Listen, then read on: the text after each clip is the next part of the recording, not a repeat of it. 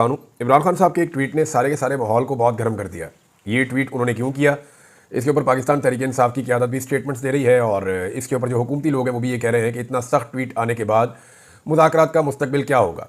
इमरान खान साहब की कोई असेसमेंट है वो मैं आपके साथ शेयर करूँगा, लेकिन पहले मैंने पिछले व्लॉग में आपसे कहा था कि हमारे कुछ सहाफ़ी दोस्त हैं, अब वो ये बार बार शिकवा करते हैं, उन्हें एतराज़ है कि सोशल मीडिया पर पाकिस्तानी अवाम उन पर तनकीद क्यों करती है।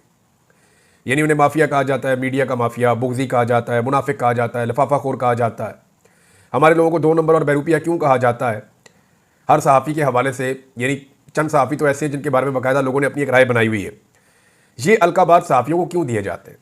देखिए, हमारे यहाँ पे पाकिस्तान में एक ट्रेंड था कि सहाफ़ी जो हैं उनको कोई कुछ नहीं कह सकता, तो वो जिसको जो मर्जी कहे।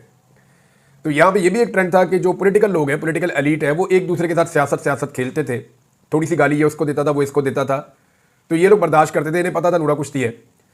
लेकिन जैसे ही इसके बीच में एक मिडिल क्लास का आदमी आया और उसने कहा कि तुम भी चोर हो, तुम भी चोर हो, तो इन्हें बहुत बुरा लगा। यानी अगर नवाज शरीफ बेनज़ीर को चोर कहे और बेनज़ीर नवाज शरीफ को चोर कहे, दोनों बर्दाश्त कर लेते हैं। लेकिन नीचे से अवाम उठे और उठ के जरदारी को और नवाज शरीफ दोनों को चोर कहे, तो वो अवाम का दिया हुआ ताना बर्दाश्त नहीं करते कि ये कीड़े मकोड़े कैसे हमें चोर कह सकते हैं। तो सोशल मीडिया के जरिए से पहली मरतबा आम आदमी के पास अपनी आवाज़ निकालने का एक मौका आया। ये गली मोहल्लों में लोग कहते थे, चौकों चौराहों में कहते थे, लेकिन मुंह तक ये बात नहीं पहुंचती थी। अब हुआ ये है कि उनके मुंह तक ये बात पहुंच जाती है सोशल मीडिया के जरिए से, तो उन्हें तकलीफ हो रही है कि ये कीड़े मकोड़े, ये कमज़ोर लोग, ये कैसे हमारे खिलाफ जो है वो तनकीद कर सकते हैं या हमारे ऊपर उंगली उठा सकते हैं। यही कुछ पाकिस्तान के मीडिया के साथ भी हो रहा है।